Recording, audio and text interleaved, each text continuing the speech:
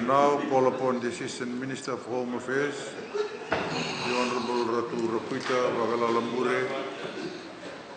You have the floor, sir. Thank you, Mr. Speaker, sir.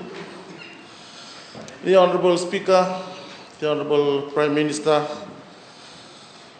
Honourable Leader of Opposition, Honourable Ministers, Members of Parliament. Mr. Speaker, sir, I rise today to render my support to the 2023-2024 national budget that was announced in this August House on the 30th of June 2023. Mr. Speaker, sir, firstly allow me to congratulate and thank the Honourable Minister for Finance and his hard-working staff and the Ministry of Finance for crafting a very considerate and fair budget, which is a budget for our new Fiji. Mr. Speaker, sir, at the outset, I wish to point out that this budget has been a fair and tough one, but nonetheless, one that we as citizens of this country deserve, given the financial status of our economy, one which we, the coalition government, have inherited. Mr. Speaker, sir, we have long been living on freebies and unnecessary spending, and now we as citizens of our country, sadly, must make the tough decisions, including the increasing of VAT to 15%. Mr. Speaker, sir, let me remind this House that the 15% VAT is not new to Fiji, as it has already been applied by the former government, without exemption, Honourable Speaker. And here they are jumping up and down about the VAT 15%. Order. Were they thinking about the people when they made that 15%, sir? I doubt that. No. Nevertheless, Mr. Speaker, sir, the Ministry of Home Affairs for the 2023-2024 budget has been allocated 12.4 billion so as to manage the nation's security by outlining policies in matters of national security and defence. Mr. Speaker, sir, 324,222 has been allocated for the upcoming National Security Review, which is a much-needed one, to align our security and defence strategies, as was alluded to by the Honourable Minister of Home Affairs. Mr. Speaker, in the 2023-2024 budget, the Immigration Department received an allocation of 8.6 million in the upcoming 2023-2024 budget cycle. The department anticipates roughly a 19% salary increase from 2.5 million to 2.9 million. The additional 239,686 in this year's budget makes provision for the employment of 10 additional immigration officer positions. This, Mr. Speaker, sir, is part of our initiative to strengthen the delivery of critical immigration services. Mr. Speaker, sir, a sum of 1.5 million has been allocated for the modernizing of immigration through the procurement of e-passports to ensure security and forgery, and a further 0.3 million for the installation of new passport kits in our missions globally. Mr. Speaker, sir, a further 250,000 has been provided for the renovation of the Immigration Department's safe houses in Suva and Nandi. Both these houses, sir, is not fit to be occupied given the deteriorating condition and inhumane facilities in them. Mr. Speaker, sir, this in turn will boost the work carried out by our Immigration Department in the apprehension of individuals who have breached the law and the deportation of individuals who do not follow our immigration laws. Mr. Speaker, sir, the Immigration Department continues to focus on resolving the many migration issues. The continued objective to strengthen border management and security and facilitation of the increasing rate of mobility at our borders. Mr. Speaker, sir, the allocation of the Immigration Department's resources to its key programs in this budget allows us to contribute immensely to improving efficiencies in the facilitation of the people's movement, economic development, on migration of skilled workers and investors and socio-economic well-being of our Fiji citizens.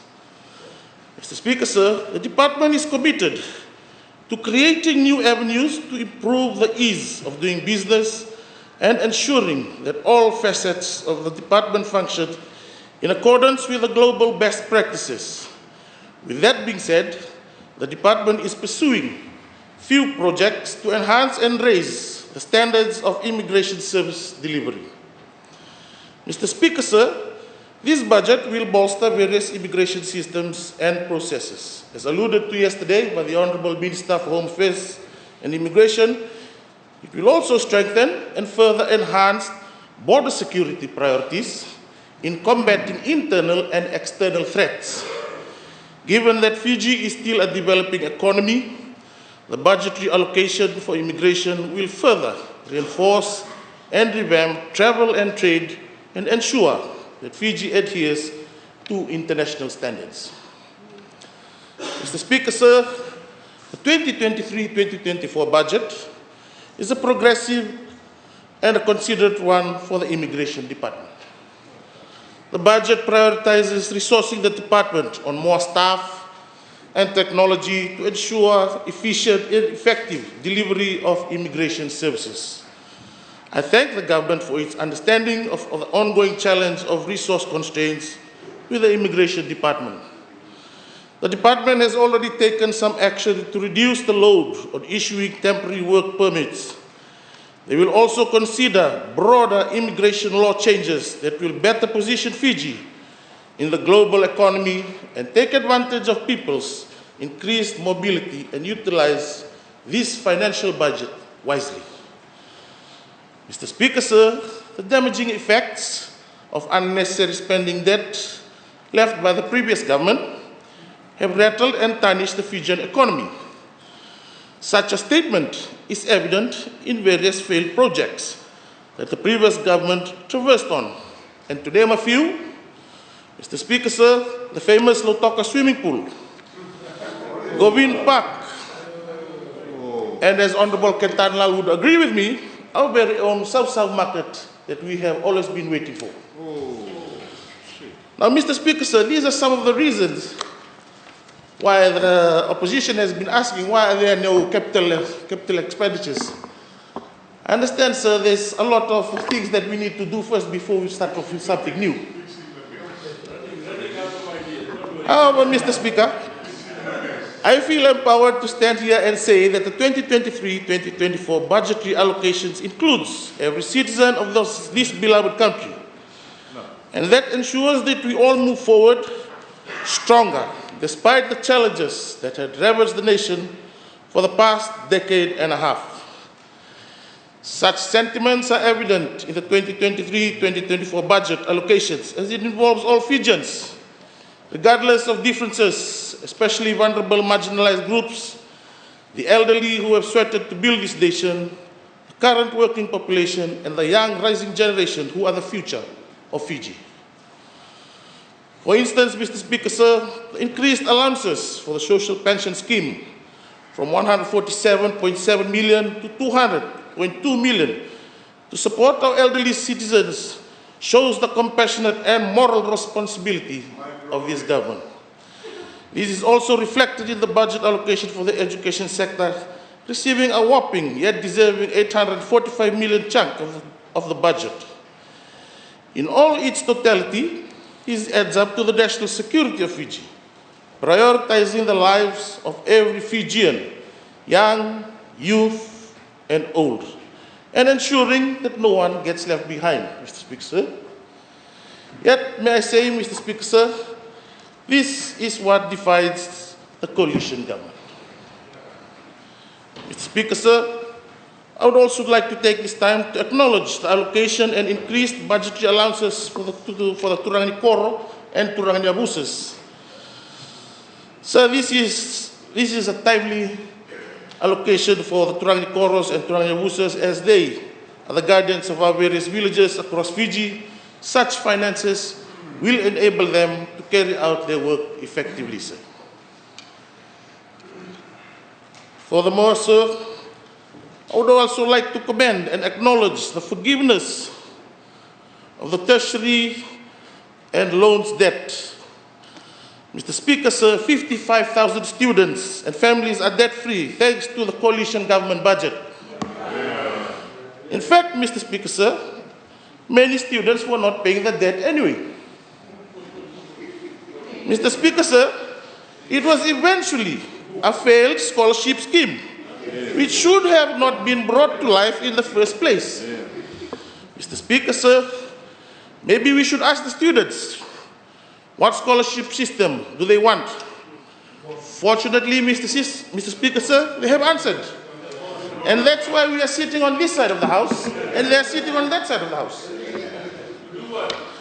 This would not have been possible, Mr. Speaker, sir, without the support from the government of the day, the Ministry of Finance and its incredible team, and of course, the leadership of our Honorable Prime Minister. The cancellation of the tertiary loan scheme would not only empower students bonded by debt, but will give them more space to breathe in terms of budgeting for family and personal expenses. Mr. Speaker, sir, I would like to highlight that more money is not the only solution for every issue. We are approaching this from an entirely new perspective. The efficient and effective utilization of every single dollar will now be the main focus. Mr. Speaker, sir, questions have been raised by the opposition on the services of the Immigration Department on overseas laborers coming into our country. Mr. Speaker, sir, let me remind this august House and Fiji as a whole that as gatekeepers, the Immigration Department wholeheartedly welcomes all to our country. However, as gatekeepers, the Immigration Department will be vigilant and remain steadfast on their decisions on all who aspire to enter our country, that they follow our laws, and when entering our country, that they meet the entry requirements. In addition to this, Mr. Speaker, sir, it seems Honorable Nath, while speaking yesterday, has come up with some sort of conspiracy theory, in that the Honorable Member has some evidence of a screenshot that someone is being told to go back to India. He said that yesterday. I say to the Honorable Member, please lodge your complaints with the relevant authorities or even legal system, which is why it is in place. This is just the beginning, Mr. Speaker, sir. With the coalition's administration, assistance and support, we will continue to work hand in hand with the ordinary people and ensure that no one is forgotten. On that note, Mr. Speaker, sir, I fully support the 2023-2024 budget. Navaleu, Mr. Speaker, sir.